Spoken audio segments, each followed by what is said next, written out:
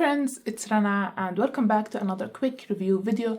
Today we will be reviewing, discussing and talking about As Long as the Lemon Trees Grow by Zulfa Qatu. So today's quick review is gonna be more of a chatty one because I didn't prepare anything to say. I'm just gonna talk about how I feel about this book, to vomit all my feelings about this book without having a set bullet points to discuss. So Zulfa, the author, she is Syrian Canadian and she decided to make her first debut novel to be this one. It is inspired by the people's story that happened at the start of the Syrian Revolution in Syria at the start of 2011. Even though the book is mainly fictional, it has a bit and pieces here and there inspired by real life events, and there are like outwardly mention of some real people and real events that happen. So the story of this book follows Salama. She is, I believe, 19 years old.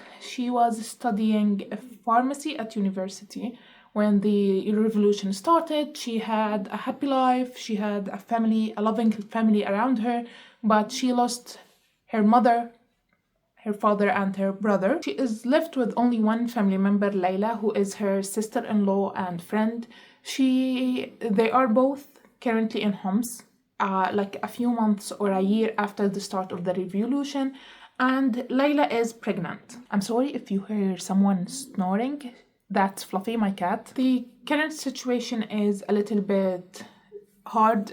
Money is tight. There is not much food in Homs because of the siege that is happening at the start of the book. Because of all these circumstances, Salama is currently working as a nurse slash help doctor in the hospital. Even though she isn't a medical student, she only was studying pharmacy, but because there aren't many helping hands, she started helping at the hospital. Because of some traumatic thing that happened to her and an injury to her head, she started hallucinating and she sees this figure, this evil figure she named Khawf. Khawf in Arabic means fear, and he always plant these images, these horrible, horrendous things in her head and make her always doubt herself and make her scared all the time. I don't want to talk a lot about the events, but the book mainly follow her journey trying to get herself and Layla out of Syria before Layla gives birth, to seek a better life in Europe. And in the meantime, she meets a boy. So this book is like a romance book in a way, but at the same time it is very sad and very horrific, reading about all the things that were happening and still happening in Syria. To tell you the truth, I love this book. I was really enjoying reading it, not enjoying the suffering that was happening in the book, but I really liked the book, the story and the characters. I loved the characters. You have no idea how much I love Kinan, the boy that she meets. I loved the doctor that was working at the hospital. I loved Layla, Salama, everyone in this book. I love them so damn much. Even Khawf. Yes, even Khawf, this scary figure that she keeps hallucinating about.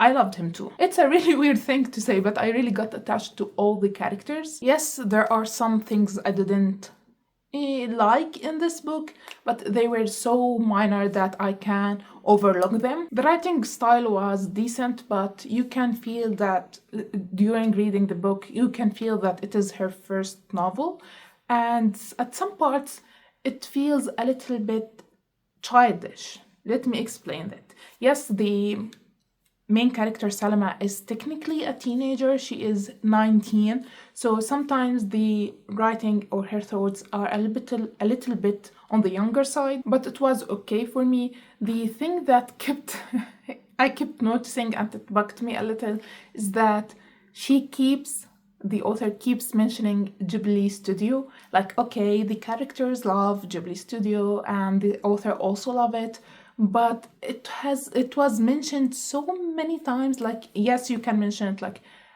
a couple of times and it would be okay, but it was mentioned so many times. Like, I'm also a Ghibli studio fan like any other person, but at the start it was yeah, cute. She is mentioning her real interest in the book and her real life interest in the book. 1 or 2 times would have been enough. After the 5th or 6th time it was overdoing it. I appreciated learning about some events and some things that happened in Syria. Yes, I am technically Syrian, but I never visited Syria. I don't know many things about the what happened there. Like, I read about it here and there and try to educate myself, but I'm not really familiar with many things. I don't know any Syrian people in real life. Like, I only have one Syrian friend in real life. So I feel sometimes like I am out of touch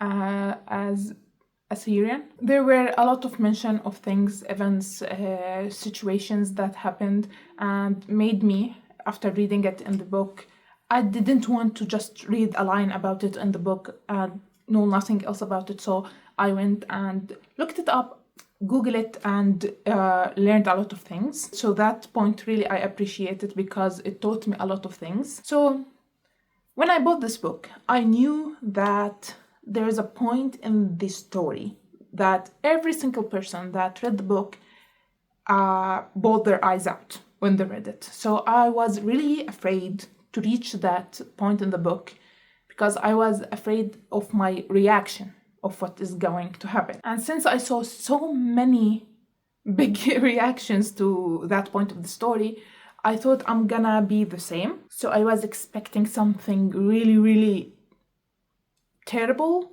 Yes, the thing that happened at that point was terrible, but for some reason I saw it coming, so it didn't hit as hard and I didn't cry reading that part. I'm not heartless or anything, but I was expecting something way shocking than that, so it didn't hit me as much as everyone else. It was terrible and I felt very badly for the characters, but it didn't make me cry. And it is not the fault of the book, it is my fault because I got desensitized to sad books. So it is not that easy to make me cry reading a book. And I know the shocking reveal at that point is a thing that actually happened in Syria, so maybe people who are not that familiar with what was happening would have a bigger reaction to it because it is shocking to non-Arab or non-Syrian people to read about it, but that's why it was more hard-hitting on other people, other readers. There were also many quotable parts of the story I highlighted, I really liked. It was a sad book, a very sad book. It will put you on like a little bit of a reading slump after reading it, even though it has I'm not gonna spoil it, but it has a little bit of hope at the end of it. I adore the characters. I love the flow of the story, the events. There is no boring point while reading the book, even though it is not that short. And I enjoyed it from the start till the finish. The only thing that made me knock half a star from my rating, I gave it 4.5 out of 5 stars, but I'm gonna go and change it now and make it 5 out of 5 stars because I just realized that the reason I knocked a half a star of my rating is of the extra story at the end of the book. Till this point, I was including it in the epilogue in my head, but I was now flipping through the book and realized that it is actually not part of the epilogue or the story. It is an extra short story to the book, which makes me feel better because I enjoyed the book and I really wanna give it 5 stars. So if it is an extra short story, I'm gonna pretend like it doesn't exist. Like you can see here, exclusive short story inside. And that short story I found to be unnecessary. It is called Joy. I found it to be really unnecessary. The end of the novel and the short epilogue was more than enough, and it felt like a different tone from the rest of the book, and there's like one part I was like, ooh, brother, no, stop it. I'm not like an anti-romantic or something. I was feeling all the butterflies reading about Salama and Kinan reading the book, but that short story at the end was not it for me. Another thing I want to add, it has nothing to do with the story itself, but the acknowledgement at the end of the book, it is the longest acknowledgement I ever read in my life. She even thanked BTS, yes, the K-pop group, Bangtan. I found it to be a little bit odd, but you do you, Zulfa. I don't know, maybe if I one day become an author, I don't have the talent for it, maybe I'm gonna also thank my favorite K-pop group in my acknowledgement. I'm really happy and grateful that we have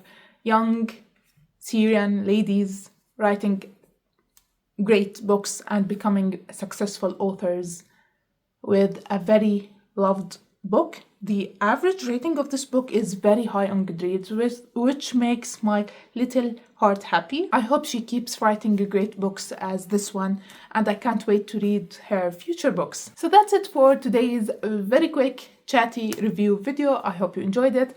Please tell me in the comment section if you read this book and what you thought about it. Let's discuss it together, and I'll see you next time. Bye!